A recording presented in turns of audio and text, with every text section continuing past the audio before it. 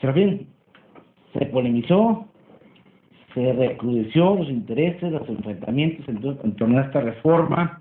Hoy el presidente de la República, Enrique Peña Nieto, sale a defender, da un mensaje a la nación, defender su propuesta, y bueno, pues ya nada más que se publique en el Diario Oficial de la Federación y es ley.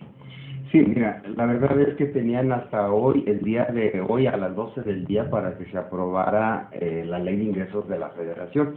Y para que se aprobara la ley de ingresos de la Federación, de acuerdo al texto que señala la ley de presupuesto y responsabilidad hacendaria, debía de aprobarse necesariamente la reforma tributaria o hacendaria. O sea, no se podía aprobar la ley de ingresos de la Federación si no teníamos aprobada, por tanto, por el Senado. Se había aprobado por la Cámara de Diputados la reforma hacendaria, se había mandado al Senado y el Senado le hizo algunas modificaciones de última hora, le iban a regresar fast track, pero hubo por ahí algunos acuerdos con el PRD, modificaron algunas tasas impositivas, sobre todo en el IEPS, lo aumentaron del 5 al 8%, y eso llevó a que finalmente se la regresaran ayer a la Cámara de Diputados y aprobaron, y ahora sí ya hay una reforma tributaria o una reforma hacendaria, ¿no? Hay quienes han dicho que es una simple miscelánea fiscal, no, la verdad es que la han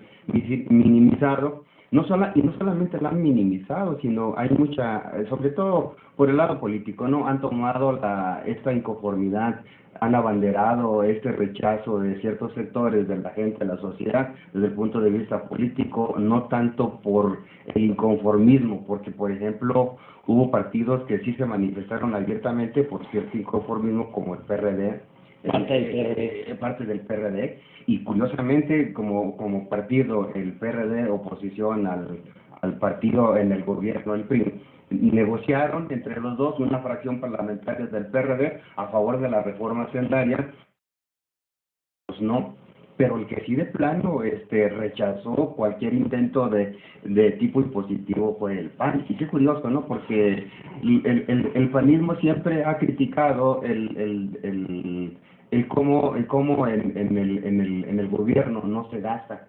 En este año fue criticado el gobierno de Peña Nieto, de que gastamos, de que tenemos... Y desde el gobierno de Calderón y Fox criticaron mucho al Poder Legislativo de no aprobar la reforma. De no aprobar la reforma, sí, y con Calderón también, acuérdate que se aprobó una reforma hacendaria en el 2008 que terminó en dos impuestos, ¿no? El IVA y el IEPS, y que ahora termina por eliminarse y derogarse, ¿verdad? Maestro, una pregunta, ¿por qué no decimos que es miscelánea? ¿Por qué decimos que es reforma? Mira, yo digo que es una reforma tributaria. El concepto o el término adecuado es tributaria porque deviene los tributos. Tributo quiere decir que estamos obligados a otorgar, ¿verdad? Un pago por una prestación de un servicio que nos da un ente público, que es el Estado. Nosotros tenemos que aportar parte de nuestra riqueza, parte de nuestra renta al pago de un tributo. Y el tributo viene desde la época de los romanos, ¿no? Que cuando el emperador sometía a los pueblos y les obligaba, venía de la tribu y les obligaba a pagar estos impuestos.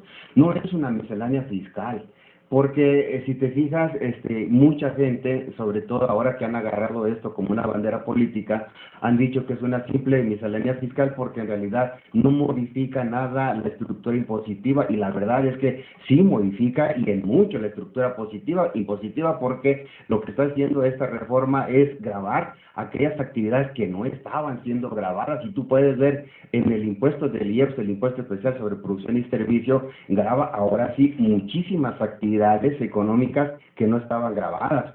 La otra vez comentábamos con José Luis aquí que cuando tú ibas al Oxxo a comprar una bolsa de fritangas, de papitas, de yogur, de un montón de dulces, de todos, te encontrabas con que no pagabas impuestos. Y ahora la gente, claro que sí, algunos han expresado cierta molestia porque dicen, bueno, ahora sí vamos a tener que pagar más por una bolsa de papitas, más por unas cocas, más por unas sodas, más por unas bebidas endulzantes, más por croquetas, más por chocolates. Sí, pero se trata precisamente de que se están grabando. Y hay gente que sigue lo mismo, es que vamos a seguir pagando el 40% de los mismos que pagamos contribuyentes. No, el universo se amplió muchísimo como con esta nueva reforma tributaria. No vamos a ser los mismos, claro que no. ahora se incorporan muchísimos más, miles de contribuyentes más al padrón que antes había. Tan es así que ahora las empresas están en ese rechazo de decir no quiero pagar el 5% adicional de la tasa generalizada del IVA en la frontera. Entonces, ¿cuál es la diferencia de que pagan el 16% en Acapulco que en Juárez? ¿Cuál es la diferencia que pagan el 16% en Juárez o en Cancún? Ayer oía un empresario de Juárez que decía, es que no pueden medirnos con la misma vara porque a nosotros nos cuesta traer una pipa de gasolina a la frontera, y yo le diría, es lo mismo llevar una pipa de gasolina del centro de la Ciudad de México a la frontera sur, ¿sí o no? Claro. Entonces los costos son realmente los mismos, y desde el punto de vista de justicia y equidad, pues que todos paguen lo mismo. O sea, ¿cuál es la diferencia de que en Juárez se pague el 11% y en el resto del país? Aunque ellos hablan de una competencia desleal hacia los Estados Unidos, porque el Estados Unidos el impuesto es de 8%. Sí, pero nada más por el lado del IVA, pero de otros impuestos, tú revisas la parte impositiva, la estructura impositiva del Paso, Texas, tienen muchísimos más impuestos que nosotros, y nosotros de este lado de la frontera seguimos teniendo bienes y servicios mucho más baratos que en el otro lado. El consumidor, teniendo capacidad económica del Paso, se va a Juárez, se va a nuestra frontera de este lado y va y compra. El problema de la inseguridad llevó a Ciudad Juárez, ¿verdad?, a alejar el consumidor del otro lado. Pero acuérdate, si todos hemos ido a Juárez, ¿cómo no se hacía todo un festín en la frontera en las noches? ¿Dónde estaba la diferencia, no? Sí, el turismo extranjero, sí, nocturno. Sí. Lo que yo digo es de que se ha tratado de minimizar la propuesta que en su momento presentó el presidente Peña Nieto, y que yo siempre sostuve que iba a pasar tal cual. Y yo me he dedicado a estudiar el sistema tributario mexicano, y la verdad es que tenemos un sistema tributario que es para llorar. Acordémonos que nuestro sistema tributario es realmente nuevo, la gente no lo entiende, no sabe. Nuestro sistema tributario realmente empezó de manera organizada, de manera estructural en 1980. O sea que tenemos 33 años con nuestro sistema tributario. No quiere decir que antes no se pagaban tributos, claro que sí, pero había una anarquía en materia impositiva. Los estados tenían su sistema tributario en Durango, en Chiapas, en Zacatecas, pero hasta que López Portillo dijo, bueno, tenemos que ordenar las cosas en materia tributaria, y se estableció a partir del 1 de enero de 1980 que el gobierno federal, a través del Poder Legislativo, era el único facultado para establecer los tributos, y de ahí para acá.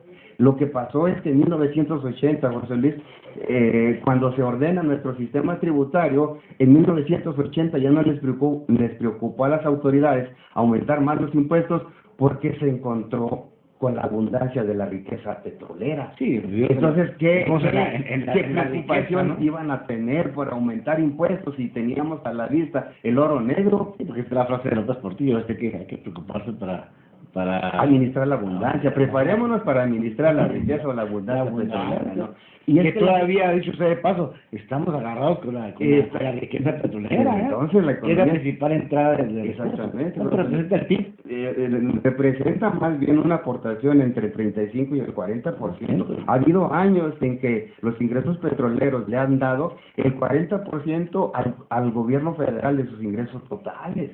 Entonces, la gente no lo entiende y se va con la finta, y entonces aquí el PAN se ha encargado de izar una banderita desde el punto de vista político para hacernos creer que lo que está haciendo en materia tributaria el presidente de la República es lo peor que nos puede pasar. No, yo digo que deberíamos de nosotros ser autoconscientes de verdaderamente analizar si realmente nuestro sistema tributario, así como lo teníamos, nos estaba dando para financiar el gasto, y la verdad es que no.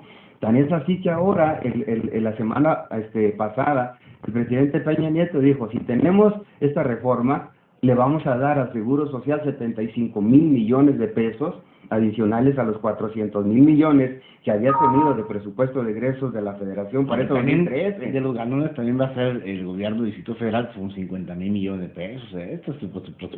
Sí, también. Esos votos del PRD, de los chuchos. Era lo que dicen, ¿verdad? Vamos a un corte aquí analizando, desmenuzando esta reforma tributaria, reforma hacendaria, que ha sido muy polémica, estuvo muy ríspida las sesiones tanto de la Cámara de Diputados como de la Cámara de Senadores. Ya prácticamente tendremos a partir del próximo año. A partir del 1 de enero Enero, de 2014, cuando ya entre en vigor